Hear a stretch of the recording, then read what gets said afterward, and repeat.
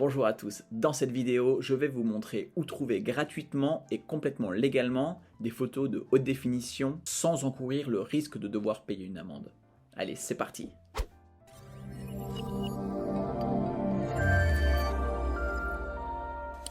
Il est parfois difficile de trouver des photos de bonne qualité que vous puissiez utiliser gratuitement et légalement. J'ai une question à vous poser. Comment faisiez-vous jusqu'à présent pour choisir vos photos? Et s'il vous plaît, ne me dites surtout pas que vous effectuez une recherche Google, que vous enregistrez votre image sur votre ordinateur afin de la réutiliser plus tard. Pourquoi? Eh bien tout simplement parce que vous n'en possédez très certainement pas les droits et que si l'auteur ou le propriétaire de la licence vous attrape et vous dénonce, vous risquez de payer une amende. Je sais très bien que ce sujet est parfois tabou, mais il est très important de le prendre en compte dès le début. Il existe cependant des solutions gratuites qui vous permettent de vous servir gratuitement et légalement parmi des milliers et des milliers d'images. Dans cette vidéo, je vais vous montrer 3 sites qui sont à mes yeux des vraies mines d'or en ce qui concerne le choix d'images et même de vidéos comme je vais vous le montrer plus tard. Voilà, donc le premier site que j'aimerais vous présenter s'appelle unsplash.com. Comme vous pouvez le constater, l'interface du site n'est disponible que en anglais, mais bon, peu importe, l'utilisation est relativement intuitive et je vais vous expliquer comment vous en servir. En haut du site, vous verrez un champ de recherche dans lequel vous pourrez taper les mots-clés que vous recherchez. Par contre, comme je vous l'ai indiqué, vous aurez de meilleurs résultats en recherchant des mots-clés anglais plutôt que français. Par exemple, si je tape le mot « voyage », le site me retourne 376 résultats. En revanche, si je choisis la traduction anglaise, donc travel, je trouve plus de 10 000 résultats.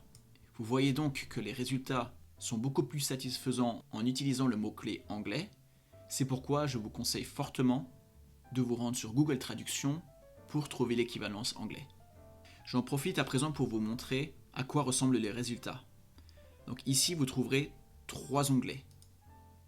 Le premier concerne les résultats sous forme d'image. Nous y reviendrons plus tard.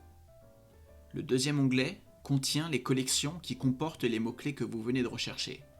Une collection peut être comparée à un album qui lui-même comporte une série de photos créées par un utilisateur. Donc dans mon exemple, le mot-clé que je viens de rechercher se trouve dans la collection qu'un utilisateur aura créée au préalable.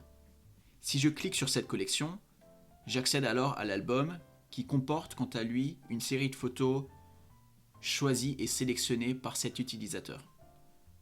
Si je retourne sur la page précédente, je peux voir le troisième onglet « Utilisateurs ».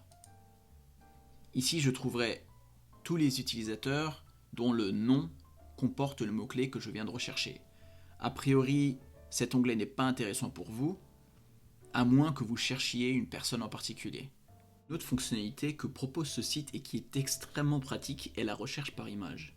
Donc par exemple, admettons que vous ayez trouvé une image sur Google qui vous plaise mais dont vous ne possédez pas les droits. Sur ce site, ce que vous pouvez faire, c'est de charger votre image et le site va s'en servir pour effectuer une recherche. Pour ce faire, cliquez sur l'icône à côté du champ de recherche.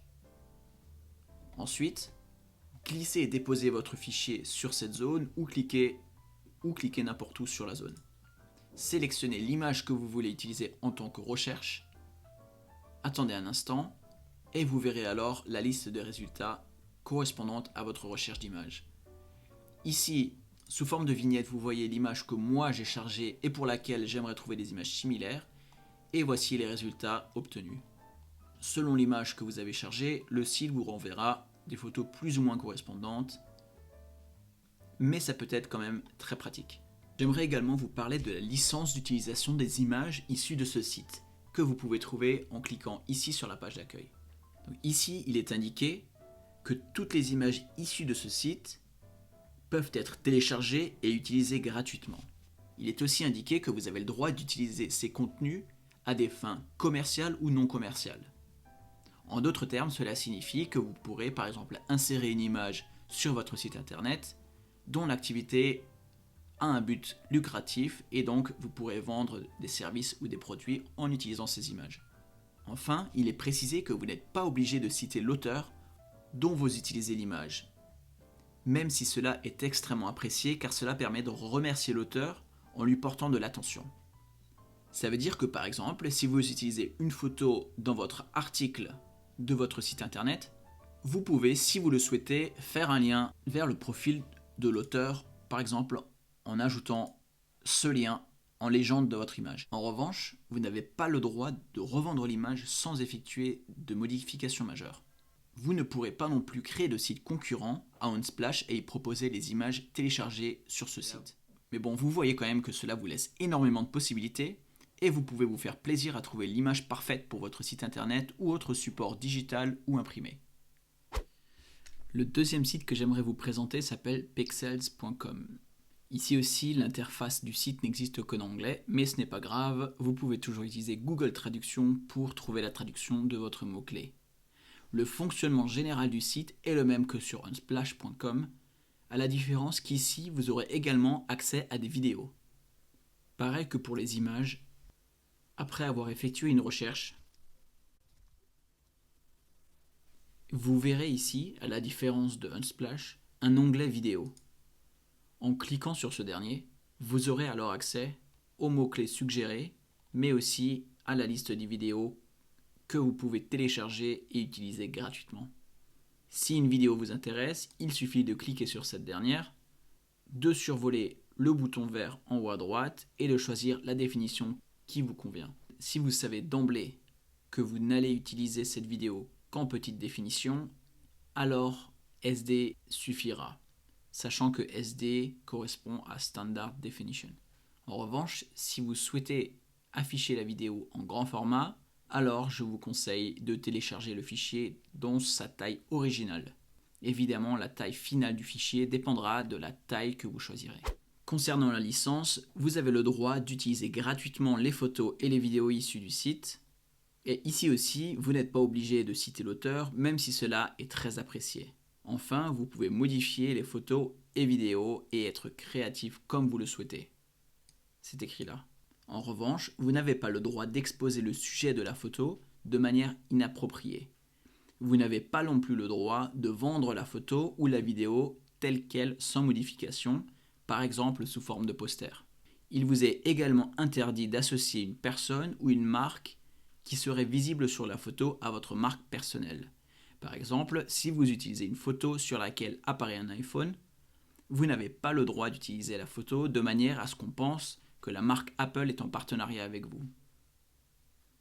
Enfin, vous n'avez pas le droit de redistribuer ou revendre les photos ou les vidéos issues de ce site. En d'autres termes, seule l'utilisation personnelle est autorisée, même si cela couvre également une utilisation à but commercial. Le dernier site que j'aimerais vous présenter s'appelle pixabay.com. Contrairement aux deux autres sites, celui-ci est disponible en français. Vous pourrez alors rechercher directement vos mots-clés français sans devoir les traduire au préalable. Petite parenthèse à ce niveau-là, vous remarquerez peut-être que certains mots français sonnent un peu faux, et cela est simplement dû au fait que les traductions sont effectuées de manière automatique et non pas par un humain. Mais ce n'est pas grave, vous comprendrez quand même de quoi il s'agit. Donc, le fonctionnement de la recherche est similaire aux deux autres sites. Je vous laisse donc essayer par vous-même. Une différence très intéressante disponible sur ce site est la partie illustration. Dans la partie illustration, vous trouverez des images entre guillemets dessinées à la main, que ce soit sur papier ou de manière digitale. L'onglet vecteur affiche quant à lui les images exportées sous forme de vecteur. Sans entrer trop dans les détails techniques, une image vecteur se caractérise par le fait qu'elle puisse être agrandie à l'infini sans constater de dégradation de la qualité. Ce n'est pas le cas de toutes les images et cela dépend de la manière dont l'auteur l'a créée. Ensuite, vous trouverez l'onglet vidéo et l'onglet musique. Ce type de contenu n'existe pas sur les deux autres sites présentés précédemment, et pourtant ce type de contenu est très pratique. Par exemple, si vous pratiquez l'édition vidéo, vous pourrez alors choisir un genre de musique et télécharger une musique pour vous en servir. Concernant la licence d'utilisation des contenus de ce site, elle est semblable aux deux autres sites. Par exemple, vous avez le droit d'utiliser gratuitement, à des fins commerciales ou non commerciales, tous les contenus de ce site. Vous n'avez pas besoin de citer l'auteur, même si cela est grandement apprécié. Vous avez également le droit d'effectuer des modifications au contenu téléchargé depuis ce site. En revanche, Vous n'avez pas le droit de redistribuer ou de revendre les contenus de ce site. Vous n'avez pas non plus le droit de vendre l'image telle qu'elle. De plus, il est également interdit de présenter une personne ou une marque présente sur une photo de manière inappropriée, de même que de l'associer à votre marque de manière trop évidente. Voilà, donc vous venez de découvrir 3 sites qui sont des vraies mines d'or et qui valent vraiment la peine d'être enregistrés dans vos favoris. Personnellement, j'adore ce genre de contenu parce qu'ils permettent aux créateurs de se faire connaître en publiant leur contenu, à condition que les gens qui utilisent ces contenus fassent un lien retour et mentionnent l'auteur en question. Et ils permettent également aux créateurs de contenu comme vous d'accéder à des images de haute définition sans devoir prendre soi-même toutes ces photos ou d'encourir le risque de devoir payer une amende. Voilà, donc à vous de jouer. Allez donc faire un tour sur les 3 sites que je vous ai présentés. Et désormais, dès que vous aurez besoin d'une image, d'une vidéo ou d'un fichier audio, vous saurez où les trouver. Dernier petit rappel, avant de choisir un contenu, je vous invite quand même à revérifier le type de licence de ce fichier, juste au cas où. Et n'oubliez pas de vous rendre sur mesdebutnumériques.fr pour accéder à toutes les informations dont vous avez besoin pour créer votre site internet. A très bientôt. Ciao.